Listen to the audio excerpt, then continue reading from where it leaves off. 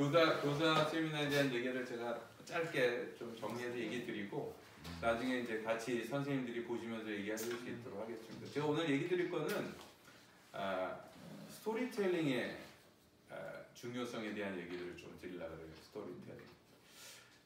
지금 이제 주일학교 교육에 있어서 가장 어려운 것 중에 하나는 저희가 그냥 빈 공간에서 아이를 가르치는 게 아니고 아이들이 이제 이미 그 기존 문화의 영향을 잔뜩 받고 있는 상태에서 아이들에게 이제 기독교적 가치관을 심어줘야 되는 상황이 있는 거죠. 특히 이제 그 교육 역사 차원에서 보면 전통적으로 교육을 해왔던 것은 한 번도 변한 적이 없어요. 사실 가정이 했었거든요, 주로. 그거는 뭐 상식선에서 보면 당연한 일이에요. 왜냐하면 아이들은 대부분 가정에서 시간을 보내는 거니까. 그리고 교육이라고 하는 게 단순히 뭔가를 아는 지식의 차원이 아니고 대부분 습관하고도 관련돼 있고 가치관은 몸에 자연스럽게 녹여드는 과정이기 때문에 이거는 시간에 비례하거든요. 그러니까 아이들이 대부분 시간을 보내는 건 가정이지 교회가 아니에요. 그렇게 얘기하면은 이제 조금 교회 선생님들한테는 죄송한 얘기지만 교회 학교에서 사실 아이들에게 신앙교육을 시킬 수 있는 부분은 되게 제한적이죠. 우리가 너무 많은 걸 할 수 있다고 생각하면 그거는 조금 항상 위험해요. 왜냐면 실제로 그런 리소스 우리한테 전혀 없기 때문에. 근데 생각해보면 또 가정만 교육을 하는 게 아니고 실제 전통사회도 그랬고 지금까지 교육의 사실 또 다른 중요한 축은 사회였습니다. 사회. 그러니까 공동체가 아이들에게 가르쳐왔죠. 예를 들어서 이제 어떤 직장 같은 것들을 익힐 때도 어떤 기술을 익힐 때도 그 지역 사회에 있는 누구한테 가서 배워갖고 이제 그걸 또 연습해갖고 훈련 받아서 이제 공부하고 우리가 흔히 말하는 어프렌티스십 같은 과정이 그런데 그걸 이렇게 교육학적으로는 이제 모델링이라고 표현해요. 모델링.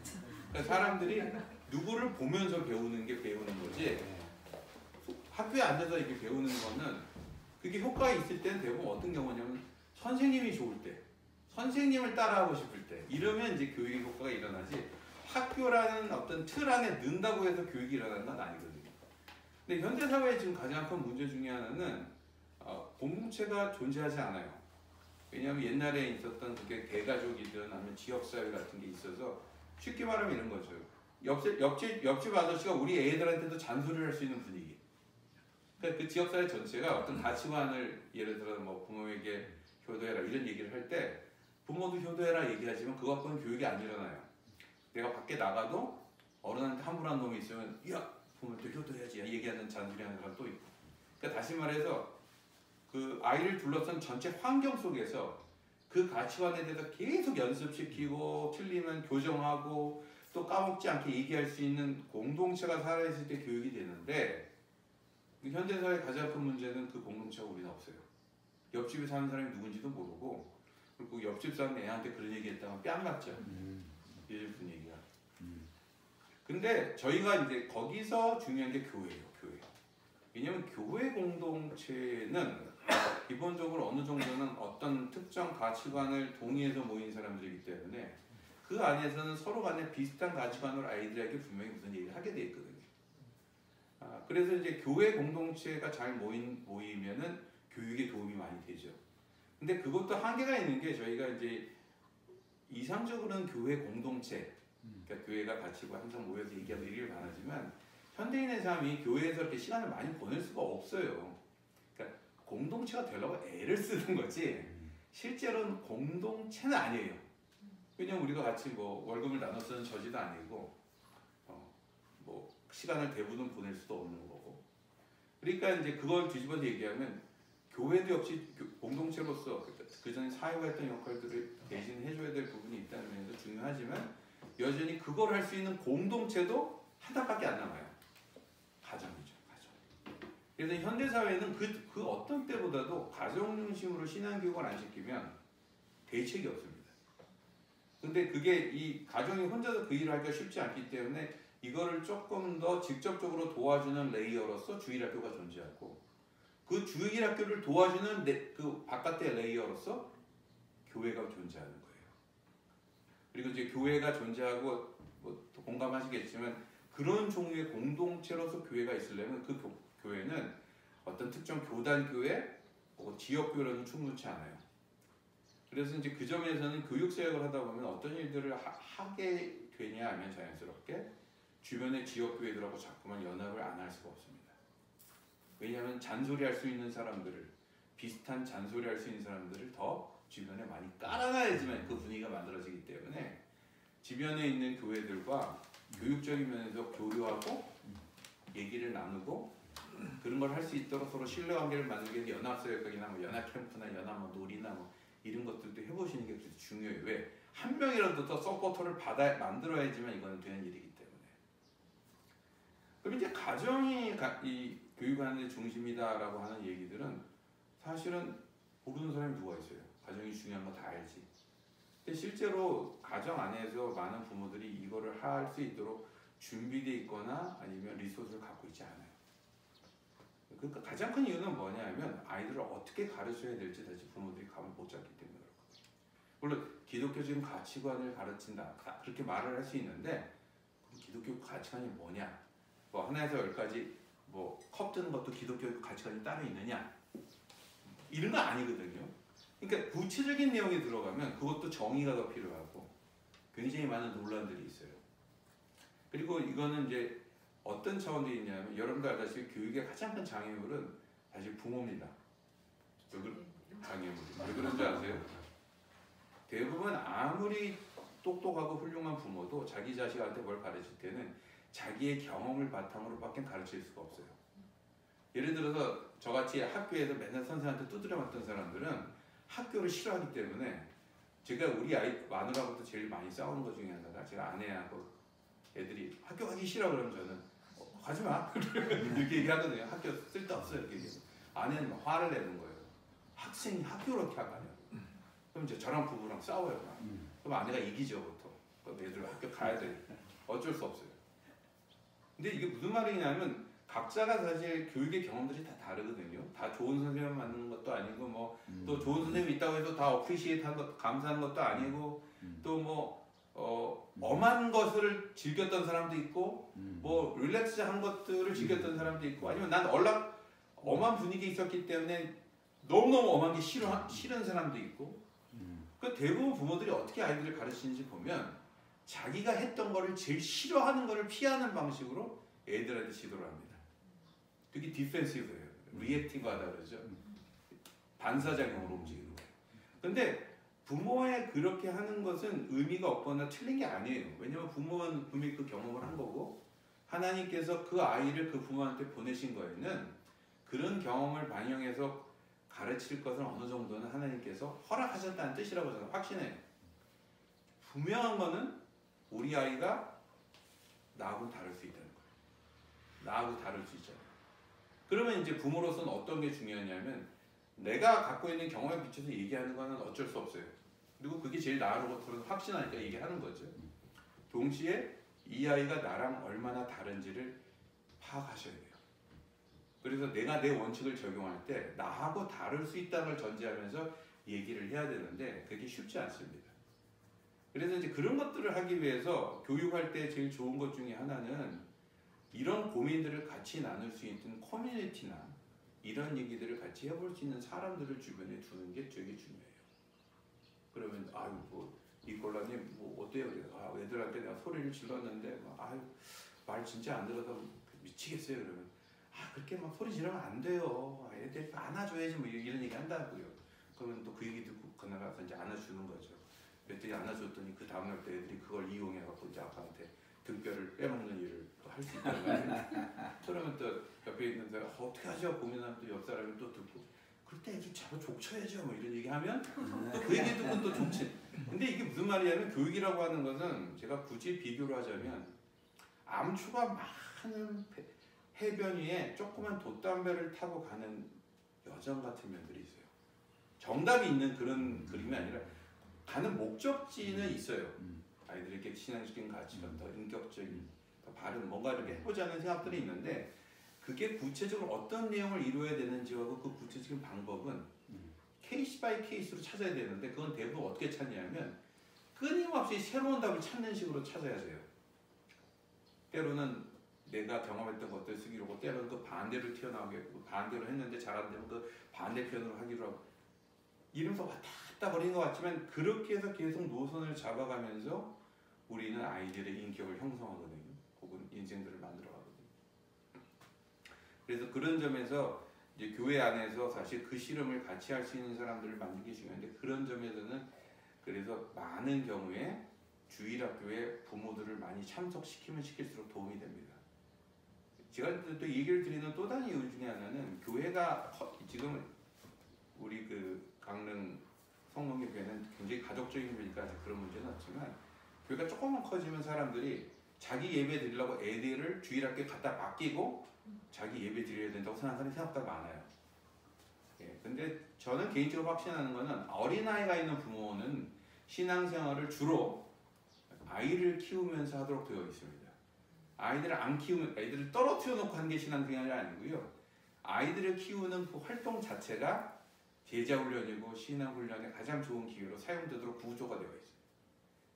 이 말은 뭐냐면은 부모로서 아이들 같으면 신앙을 좀 더 잘 전달할 수 있기를 고민하면서 책을 하나 더 보게 되고 성경을 하나 더 보게 되고 아이들과 대화할 방법을 찾으면서 대화의 능력을 기울이기도 하고 다시 말해서 특히 학부모들이 주일학교에 많이 참여할 수 있도록 그렇게 뭐 빵 나눠주는 걸 하더라도 꼭 가르치는 게 아니고요.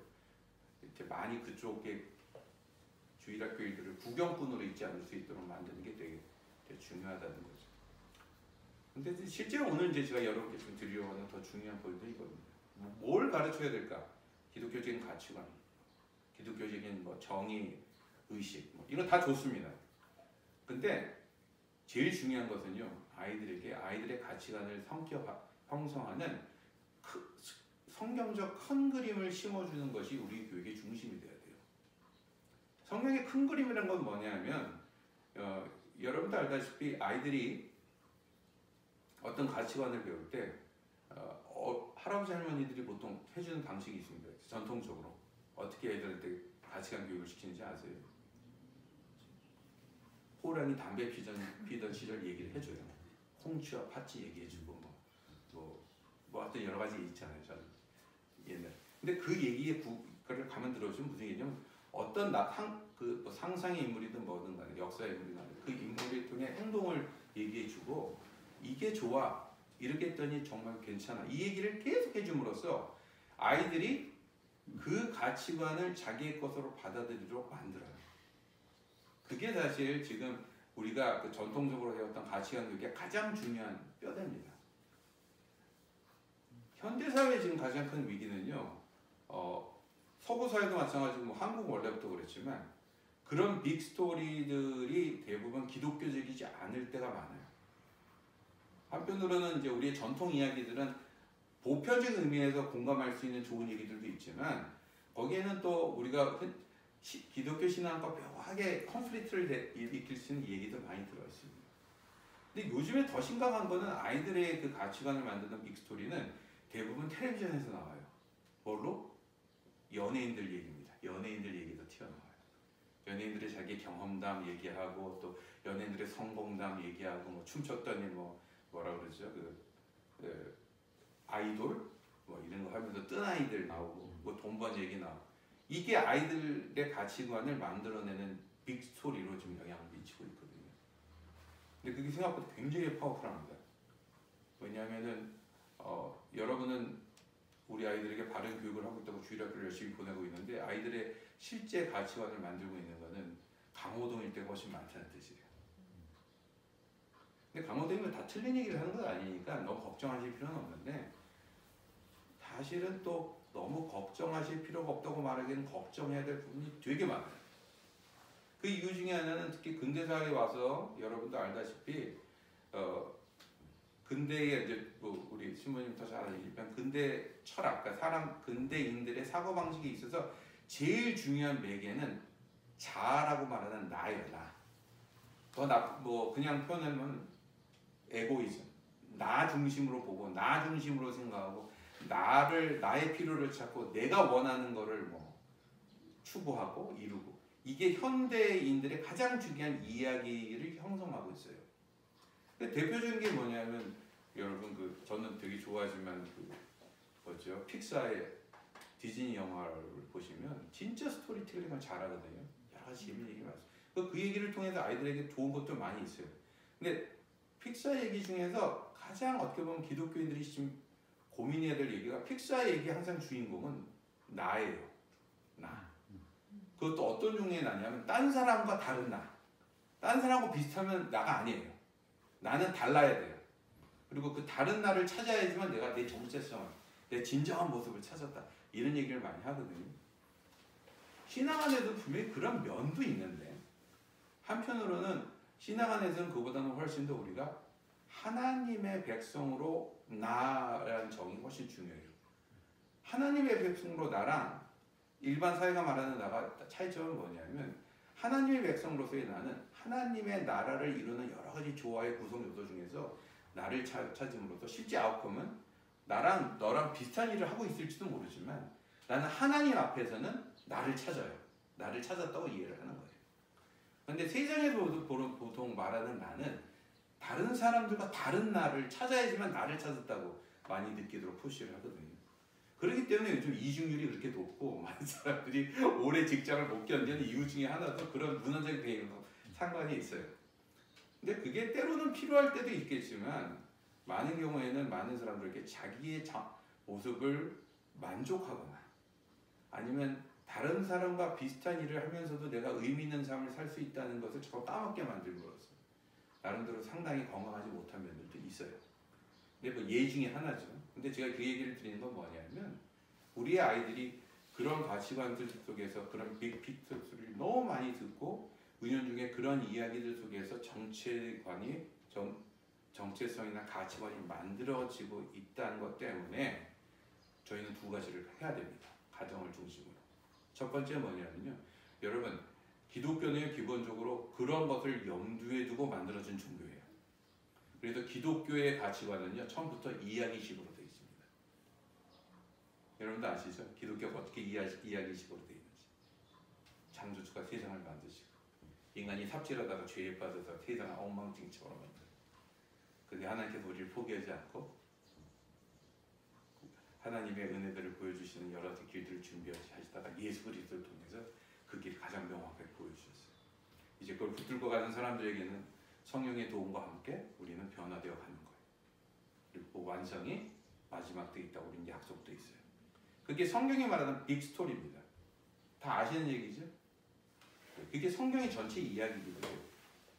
무슨 말인가 하니 주일학교에 있어서 혹은 가정교육에 있어서 또 교회에 있어서 이 가치관 교육을 제대로 시키고 있다면 우리는 아이들에게 이 빅스토리 이야기를 더 철저하게 더 자주 지겹도록 아니면 좀 더 재미있게 계속 얘기해 줄 방법을 찾아야만 된다는 뜻이에요. 근데 어떤 사람은 이렇게 얘기할 수 있어요. 목사님 우리는 모세 얘기도 가르치고 아브라함 얘기도 가르치고 다 가르치는데 그거 같은 얘기 아니에요? 예, 그렇지만 아니에요. 무슨 말이냐면 같은 얘기라는 건 뭐냐면 모세 얘기도 그 큰 스토리 한 부분이잖아요. 그러니까 중요한 얘기예요. 모세 얘기가. 모세 얘기를 해야죠. 근데 모세 얘기가 전체 이야기 중에 어디 있는지를 알게 하려면 어쨌든 전체 얘기를 해주셔야지 알아요. 지금 서구 사회가 가장 갖고 있는 문제 중에 하나는 벌써 그 호주처럼 이제 호주 같은 경우가 특히 심하고 미국도 이제 점점 심해지고 유럽은 이제 아주 심각한데 성경의 빅스토리를 전혀 모르는 세대가 벌써 한 2, 3세대가 튀어나왔어요. 그전에는 서구 사회는 기본적으로 아무리 뭐 딴소리를 하든 이성주의에 빠져있든 뭐하든 전반적으로 사회 분위기는 어렸을 때부터 하도 성경 얘기를 많이 듣고 뭐 교회 건물에 가면 다 스테인글라스 보시면 사실 그 대형 교회들이 있는 스테인글라스가 성경의 빅픽처 스토리를 설명해 놓는 예화판들이에요. 그 스토리가 다 나와 있습니다. 창조부터 시작해서 죄, 타락 뭐 이게 쫙 그림이 나와 있어요. 그러니까 사람들이 매주마다 교회 와서 보고 설교도 그거 듣고 그 설명을 들으면서 자랐고 신앙이 별로 없어도 저도 그 스토리 때문에 호주를 비롯한 서구 사회는 기독교적 가치관을 유지하는 데 별로 문제가 없었어요. 왜? 그 빅스토리로 배워낸 기본적인 동의된 어떤 가치관이 조금 있었기 때문에. 근데 특히 1950년대 이후의 유럽 사회는 이제 그게 철저하게 없어져 버렸습니다. 그걸 더 이상 동의하지 않아요. 그래서 많은 문명 비평가들이나 좀 보수적인 그룹에서 그런 얘기가 나와서 뭐 논란이 있긴 하지만 유럽의 미래에 대해서 걱정하는 많은 사람들이 무슨 얘기를 하냐면 더 이상 유럽에는 대다수 사람들이 동의하는 그런 가치관의 공통 분모가 사라져가고 있다는 것 때문에 되게 걱정을 하고 있습니다. 그리고 실제로 그런 것들이 사방에서 지금 나타나고 있어요. 그 징조들이. 근데 이게 무슨 뜻이냐면 성경의 스토리들이 충분히 나눠주고 전달되는 거. 그거는 엄밀하게 따지면 신앙 자체를 전달하는 건 좀 다른 얘기예요. 근데 가치관을 전달하는 면에서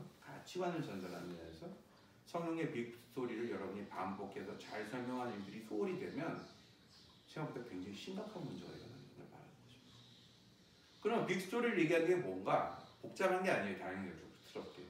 제가 이제 이런 세미나하고 다니는 사람들이 뭐 교육학적으로 어떤 방법이 있으니까 특히 기독교 교육학 전공한 사람 나오면 뭐 누구의 방법만 뭐만 얘기를 하는데 저는 솔직히 그런 게 별로 관심이 없어요. 왜? 제가 연구를 해보면서 제 나름대로 나온 결론은 쓸데없기 때문에. 그분들이 쓸데없다 그 말이 아니라 부모는요 대부분 자기가 아는 것밖에 못 가르칩니다.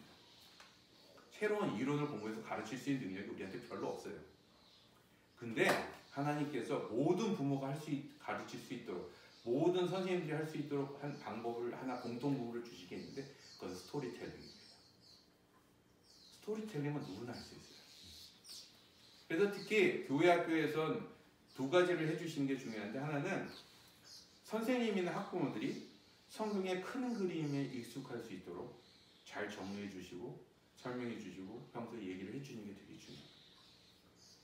그리고 그거의 일종의 한 패키지로 주일학교는 아이들에게 그 성경의 빅픽처 스토리를 뭐 한 번 시간에 다 얘기하려면 너무 지겹잖아요. 그럼 나눠서 얘기하든지 돌아가면서 얘기하든지 부분적으로 얘기해도 이걸 이어서 얘기를 해갖고 전체를 볼 수 있도록 하면 얘기를 계속 해주셔야 돼요. 그리고 더 나아가서는 주일학교 선생님의 자는 거기서 끝나는 게 아니고요. 주일학교에 보낸 학부모들이 그런 얘기를 집에서 할 수 있도록 도전해 주시고 자극해 주시는 역할을 해주셔야 돼요. 그건 어떤 식으로 표현되냐면요. 약간 숙제를 주시는 거로도 표현될 수 있어요. 뭐 큐티 많이 계시면 큐티 이런 것도 사실 그런 거하고 비슷한 건데 그게 체계적으로는 잘 적용이 안 되죠. 근데 핵심은 이겁니다. 하다못해 지금 저는 개인적으로 렉셔너리 되게 좋아해요. 왜냐하면 우리가 그 렉셔너리 하는 걸 뭐라 그러죠? 성서정과. 예. 그러니까 그게 3년에 한 번씩 성경 전체를 신구약 전체를 쫙 읽을 수 있도록 패턴을 만들어 놓는 거거든요. 교회력에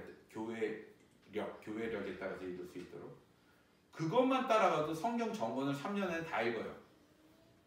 다 읽을 수 있도록 되어 있고 또 많은 성공의 교회에서는 그 력에 따라서 설교도 합니다. 실제로.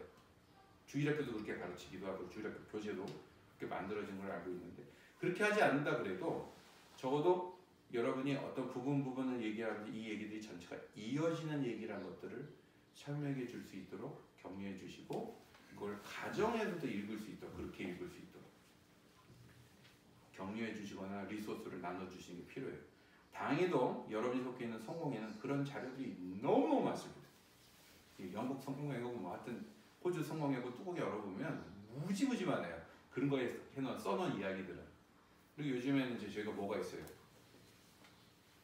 구글 트랜슬레이터가 있잖아요. 영어 때문에 걱정하실 이유가 전혀 없습니다. 예, 그래서 이제 영국 사이트 뒤져서 찾아보시고 그럼 누구 한 명 찾으면 또 옆 사람한테 알려주시고 또 나눠주시고 이 얘기들을 하고 격려할 수 있는 네트워크를 만드는 게 중요하다. 그래서 첫 번째 아까 말한 성경 큰 스토리를 계속 얘기할 수 있도록 도와달라. 두 번째는요. 그거보다 조금 높은 단계로 가면 그 성경의 빅 스토리하고 싸움을 하고 있는 경쟁 상대들이 무엇인지를 파악하셔야 돼요. 무슨 말인가니 특히 어린아이부터는 그러니까 우리가 보통 기독교 교육학에서 여러 가지 단계로 설명하는 그 이제 발달 심리학 차원에서 여러 가지 단계로 설명하는 이론은 있지만 저는 고전적 의미의 성경적 나이 구분이 제일 설득력이 있다고 생각해요. 무슨 말이냐면 청소년 이전과 이후로 그냥 나누는 거예요.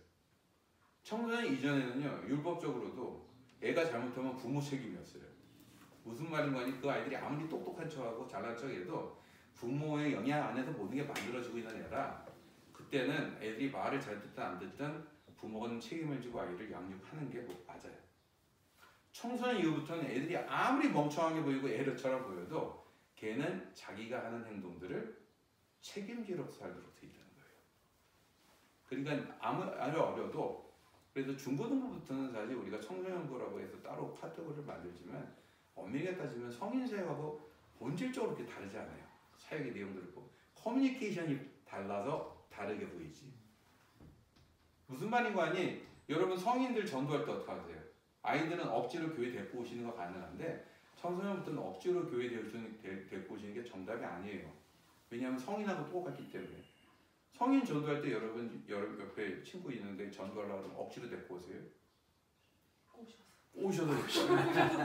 맞아요. 성인 전도할 때 생각해보면 막 눈치도 보고 기분 좋을 때 이제 설명도 하고 근데 안 먹히면 또 가만 기다리고 앉아있고 그러다가 또 이렇게 있다가 또 분위기 있으면 또 살짝 오셔오고 뭐 오셔오기 위해서 밥도 사주고 뭐 쇼도 하고 뭐 하는 거죠. 청소년도 똑같아요 사실. 복음을 받아들이는데 그런 과정들이 필요합니다. 근데 청소년 때부터는 문제는 아이들의 영향력이 부모의 영향력이 급속도로 떨어져요. 왜냐하면 청소년 때부터는 자기의 정체성이나 자기의 자아를 찾는 방식이 주로 우리가 피어 그룹이라고 얘기하는 친구들을 통해서 이루어지거든요.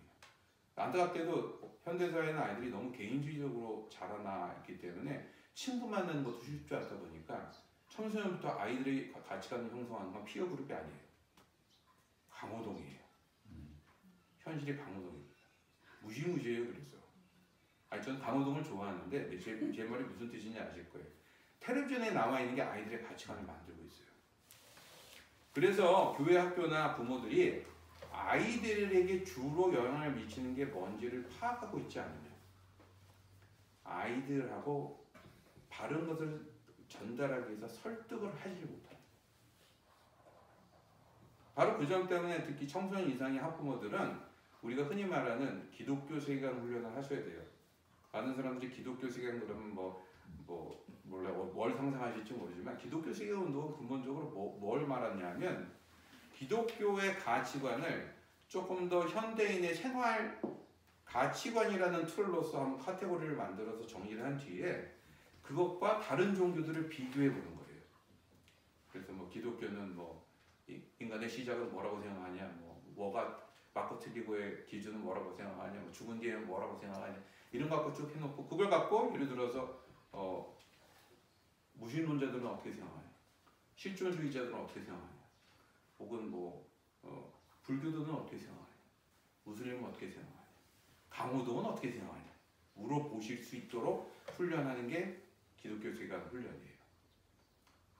근데 우리가 무슨 종교 학자가 될 것도 아닌데 그걸 다 알 필요는 없겠지만 적어도 여러분이 문화에서 돌아가고 있는 가치관들을 보시면서 완벽한답은 아니더라도 아이들에게 야 저거에서는 요거는 조금 이렇게 걸러서 봐야 되지 않을까? 요거는 조금 아빠 생각에는 넌 어떻게 생각해? 이거는 지금 강호동 얘기가 다 맞는 것 같지는 않다 라는 얘기를 해보실 수 있도록 자꾸만 연습을 하셔야 돼요. 근데 그게 자연스럽게 되지는 않지만 생각보다 어렵지도 않습니다. 제가 하는 이제 그 훈련 프로그램 중에 하나가 우리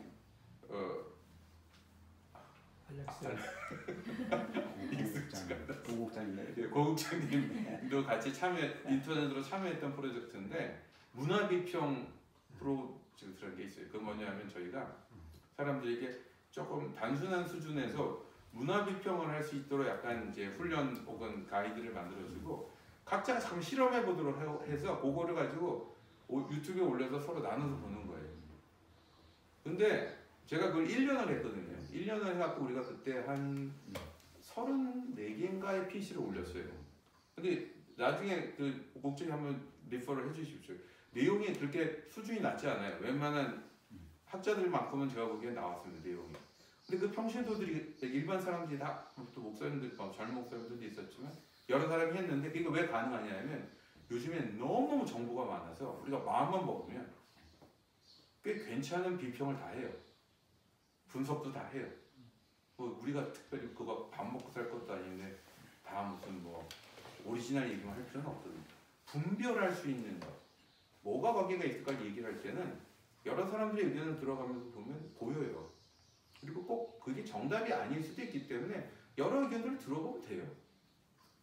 무슨 말인 거 아니? 특히 청소년 이상의 부모들에게는 아이들이 접하고 있는 문화들을 기독교적 가치관과 비교해서 얘기해 주시는 능력을 자꾸만 키워주시지 않으면 애들과 이야기를 하거나 교정할 수 있는 능력을 갖지 못하는 거예요. 그럼 당연히 어린아이를 갖고 있는 사람은 뭐가 또 다르겠어요. 그분들은 더 아이들에게 영향력이 있으니까 부모가 그런 가치관을 가질 수 있도록 준비하는 게 중요하죠. 그래서 우리 뭐 신부님께서는 당연히 거기에 관심이 있으실 거라고 생각하는데 특별히 문화 비평, 저도 기독교적인 시각에서 문화를 볼 수 있는 분들을 훈련을 받아야 됩니다. 그 훈련은 뭐 특별히 어떤 코스가 있고 이런 게 아니라 같이 해보는 거예요, 그냥. 예, 잘하든 못하든 같이 해보는 거예요. 그리고 자꾸만 하다 보면 약간 도가 튑니다. 그리고 그런 것들이 이제 자꾸만 되는 분위기에서는 예를 들어서 뭐 어떤 사람들은 또 그런 거 보면 아까 신상원 그런 분들이 제가 과격하다고 얘기를 하는 게 그분이 이제 기독교 세계관 운동 하시는 분 중에 하나인데 이분은 딱 보고 뭐 약간만 기독교하고 틀린 메시지가 있으면 저거 보지 마, 사단의 뭐 도구야, 뭐 이런 얘기 좀 많이 하셔서 과격하다고 얘기를 들으세요.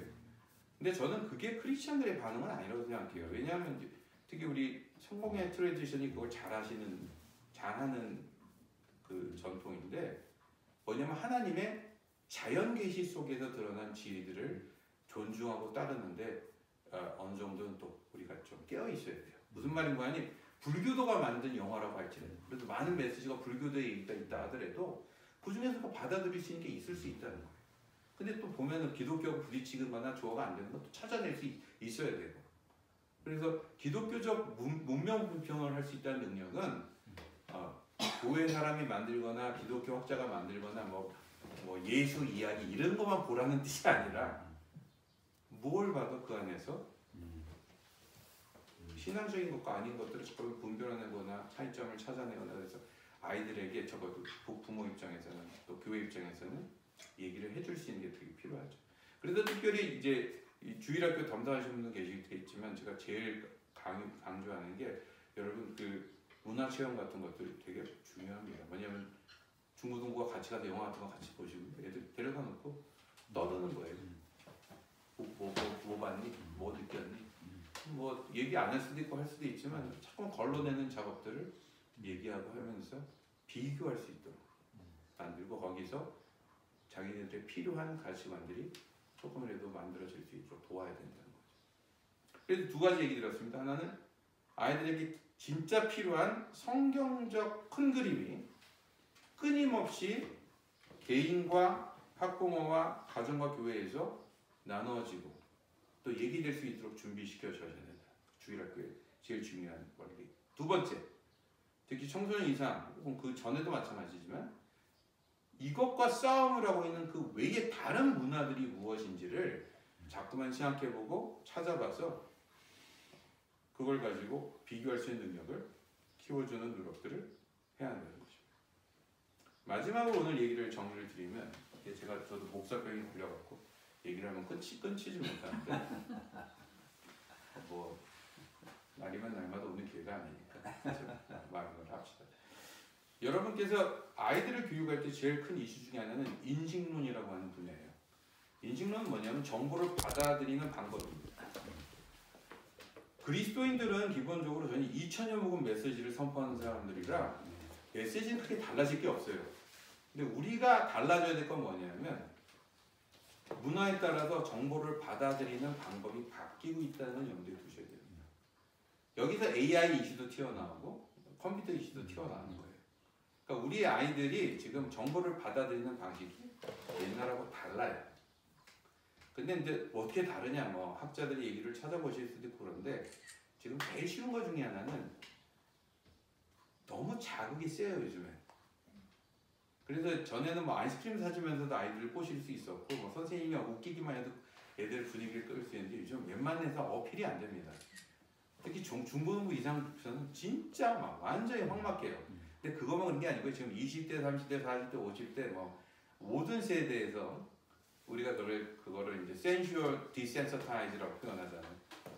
정서적으로나 감성적으로 너무 자극을 많이 받아서 웬만한 자극에는 반응을 받지 못하는 시대에 살고 있어요. 그래서 지금 이제 우리 이제 목회자도 여기 계시니까 아시겠지만 저희가 이제 설교가 전에만큼 쉽지 않습니다. 아무리 잘해도 사람들한테 어필되는 게 전에 같지 않아요. 물론 이제 그 클래시컬한 의미에서 본질적인 게 제대로 좀 얘기가 되고 있느냐, 또 성도들하고 교감할 수 있는 어떤 예화나 삶의 어떤 고민들이 담겨 있느냐, 뭐 이런 것들을 계산하면 좀 나아지는 게 있지만 지금 이제 우리가 상대하고 있는 도전은 그보다 훨씬 좀 큰 면이 있습니다. 이 인포메이션의 홍수 속에서 아이들이 뭘 들어도 별로 자극을 잘 못 받아요. 그래서 저는 이제 특별히 여러분처럼 작은 교회가 쓸 수 있는 최고의 방법들이라고 생각하는 두 가지만 얘기 드리고 마칠게요. 방법은. 첫 번째는 체험학습들을 강화하십시오. 체험학습. 매주마다 모여서 이렇게 일을 같이 하고 이런 것들 중요하지만 생각보다 이게 그렇게 효과가 많지 않아요. 근데 여러분이 1년에 한 번 잘 기획해서 하시는 캠프 혹은 한 번 가는 선교 여행 뭐 이런 거 있잖아요. 이런 것들을 통해서 교육하시는 게 요즘은 점점 더 중요해집니다. 근데 그러면 나머지 날짜는 뭐 하냐? 질문 나오죠? 여러분 요즘 일반 학교에서도 그걸 우리가 여기 교사 계시는 분들은 아시겠지만 프로젝트 베이스 러닝 프로그램들이 점점 많이 도입되고 있어요. 뭐냐면 한 6개월치 프로젝트로 행사 하나를 하는데 그거를 준비하는 시간으로 3개월 쓰고 그거 갔다 와서 그거 갖고 나누는 시간으로 3개월 써서 실제로 행사는 여기 가운데 있지만 6개월짜리 프로그램을 돌리는 거예요. 그러니까 캠프 같은 것도 우리가 캠프 하나를 하는데 집중을 하지만 캠프를 준비하는 데 들이는 시간도 교육적인 어떤 툴로 쓰시고 캠프가 끝나고 나서 그거 갖고 계속 얘기할 수 있는 거리를 만드시는 것들도 중요하다는 거예요. 그러면 캠프를 3개월 동안 뭘 교육적으로 준비하냐고. 여러분이 캠프를 만드실 때 아무리 답답해도 애들을 더 많이 참여시키면 그게 애들에게 교육 기회가 돼요. 그러니까 무슨 말이냐면 이 프로젝트 러닝의 장점은 애들이 훨씬 더 직접적으로 체험하거나 움직일 수 있는 어떤 특별한 집중된 기회들을 마련해 줌으로써 현대 교육이 갖고 있는 어떤 그 자극의 문제들, 이 둔감해지는 문제들을 극복할 수 있는 장치면서도 이거를 건수로 필요한 내용들을 앞뒤로 집어넣어서 교육으로 뿌려놓으면 이 행사를 하지만 실제는 프로그램은 6개월짜리 1년짜리가 되는 거예요. 좋은 예 중에 하나가 뭐냐면 저는 이제 우리 아이들을 크리스천 스쿨에 보냈거든요. 크리스천 스쿨은 조금 더 보수적인 가치관이 강조되는 학교인데 그 학교는 재미있는 게 2년에 한 번씩 뮤지컬을 해요. 진짜 돈을 많이 들여서 뮤지컬을 해요. 근데 뮤지컬을 하는데 진짜 공부도 안 하고 뮤지컬 준비를 시켜요. 한 6개월 정도를. 어쩔 때는 뭐 돈이 아까워갖고 제가 참 선생님들 거저 먹는다 싶은 정도로 하는데. 근데 제가 그 아이들을 거의 그 학교에 다 6년씩 이제 보내면서 결과적으로 받은 굉장히 큰 감동은 뭐냐면 아이들이 수업에서 배울 때보다 그 뮤지컬을 준비하고 참여하고 하고 그 끝나고 나서 받은 도전들이 때로는 훨씬 크다는 거예요. 근데 그거를 이제 행사 자체가 아니라 그 행사를 준비하는 것도 같이 누리고 그 누린 걸 가지고 얘기할 거리도 만들고 하는 그런 기획은 좀 필요하겠지만 어쨌든 그 학교의 제일 중요한 프로그램은 뮤지컬이거든요. 여러분 생각보다 우리 아이들이 되게 똑똑합니다. 예, 그래서 참여의 기회를 주고 그것을 이렇게 활용할 기회들을 주면 나이에 상관없이 뭐 1, 2학년까지는 좀 어렵겠지만 적어도 여자애들은 3, 4학년부터는 뭐 남자애들은 좀 띵하니까 조금 더 시간이 필요한데 잘해요. 맡겨놓으시면 특히 남 앞에 쓴다고 생각하면 진짜 잘해요. 과소평 가질 필요 없어요. 그래서 프로젝트 러닝 제가 많이 추천드리고요. 그리고 그 프로젝트 러닝 중에 일부로서 제가 우리 신부님하고도 얘기 드렸지만 단기 선교 훈련을 많이 사용하십시오. 왜냐하면 벌써 한국에 약간 부자가 됐다는 게 뭐냐면 한국 돈값이 세요 이제. 그래서 제가 보기엔 강릉에 놀러 오는 거나 발리에 놀러 가는 게 아마 가격이 비슷해지는 날이 이미 왔는지 아니면 조만간 올 건지 이제 올 겁니다. 근데 제3세계, 특히 가까운 데 있는 제3세계들, 뭐 인도네시아, 뭐 캄보디아, 베트남 이런 데는요 가기도 사실 쉽고 저희가 거기에서 아이들에게 도와줄 별로 큰 돈을 들이지 않고도 많이 봉사하고 도와줄 일들이 있어요. 예. 근데 저는 이제 우리 한국 아이들, 교포 아이들도 마찬가지고 한국 아이들도 그렇고 저희 아이들도 그렇지만 하나님의 복음을 이해하는데 가장 큰 방해는 풍요예요. 갈급함이 없다는 거예요. 그러니까 너무 물건이 풍성하고 너무 편하고 너무 안전하니까 위협을 느끼는 것도 없고 모자란 것도 없는데, 아니 모자란 게 있어야지 그걸 채워주는 예수님께 감사를 하지, 내가 모자란 게 없는데 뭘 예수님이 채워줘도 감사가 돼요.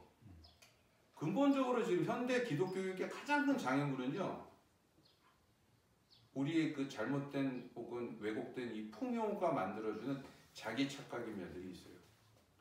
그래서 지금 교회로서는 사실 신앙교육, 하나님의 은혜, 예수의 은혜를 제대로 여러분이 아이들에게 전달하고 싶다면요, 결핍이 뭔지를 가르쳐 주셔야 됩니다. 그걸 뭐 억지로 뭐 돈 안 주고 이런 차원 얘기가 아니에요.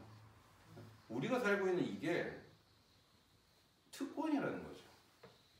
이런 아름다운 환경에서 사는 것, 우리 좋은 부모한테 있는 것, 이렇게 깨끗한 환경에서 있고, 아픈 병원에도 갈 수 있고, 맛있는 아이스크림도 흔히 있고, 초당도부도 옆에 있고, 다 특권이라는 거예요. 특권.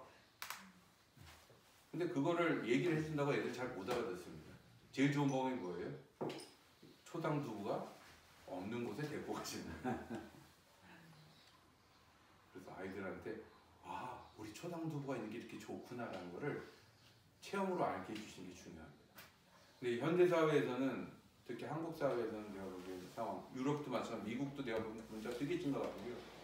이런 모든 것들 중에서 아마 우리가 선교를 해야 되는 이유 중에 가장 큰 이유 중에 하나는 그 사람들을 도우라는 뭐 하나님의 사랑을 표현하라는 그런 어떤 사명론도 있지만, 저희가 누리고 있는 축복을 제대로 깨닫게 하는데 그거보다 좋은 방법이 없어요. 그들과의 삶을 접촉해 보면 아무리 생각 안 하는 아이들도 이상해 라고 얘기하거든요. 그래서 저는 이게, 그리고 마지막 하나 얘기 드리면, 여러분 기독교 교육은요 큰 교회, 프로그램 많은 교회, 시설이 좋은 데서 잘할 수 있는 게 아닙니다. 많은 사람들이 그걸 착각을 해요. 왜냐하면 기독교 교육이 막 프로그램이 들어가고 교사가 있어야 되고 막 시설이 좋고 이래야지 막 돌아간다고 생각하는데, 큰 교회들 그 프로그램 돌린 걸 저같이 연구자들 입장에서 보면 내용이 없거나 효과가 없을 때가 훨씬 많아요.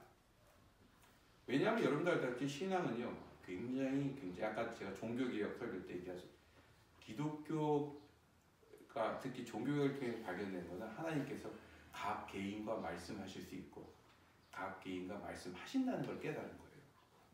신앙의 성장 과정은 사람마다 굉장히 다릅니다. 그래서 가장 좋은 신앙 교육은 1:1 교육이에요. 선생 1, 학생 하나.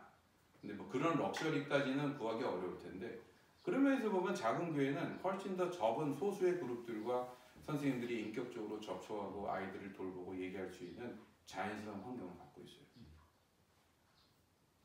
그 점에서 그 환경들을 제대로 활용하시면 큰 교회들이 흉내낼 수 없는 수준의 인격 교육, 집중 교육, 1:1 교육이 가능합니다. 그리고 그 비전들을 제대로 찾지 못하면요, 제가 보기에는 요즘에 사람들 큰 교회로 많이 가는 이유 다 아시죠? 다들 젊은 부부들 교회 갈 때 핑계가 다 똑같아요. 교육 때문에 간다는 거예요. 주일학교 프로그램 때문에 간다고 가요. 거기서 뭔 일이 일어나고 있는지도 잘 모르면서 그런 소리를 하거든요. 그래서 저는 이제 우리 강릉 성공의 교회가 분명히 하나님께서 또 이 안에서 목사님이 또 계속 연구하시고 또 복음에 대한 열정이 있으시고 또 하나님의 교회의 어떤 건강한 부분을 채우기 위해서 애쓰시는 분으로 알고 있기 때문에 사람들이 계속 올 겁니다. 그리고 교회는 커질 거예요. 성장할 겁니다. 건강한 교회는 잘하게 돼 있어요. 그렇지만 그 잘한 것 갖고 뭘 할지는 저희 손에 맡겨져 있습니다. 이 교회가 어떻게 되든 간에 제대로 된 교육을 할 수 있는 교회가 될 수 있도록 가셔야 됩니다. 그리고 그거의 키는 뭐다? 성향의 큰 그림, 두 번째 그걸 비교할 수 있는 능력, 그리고 이제 방법론으로는 변화되는 아이들의 정보 수집 방법을 좀 파악하셨어요. 거기에 맞도록 방법을 만드셔라. 질문.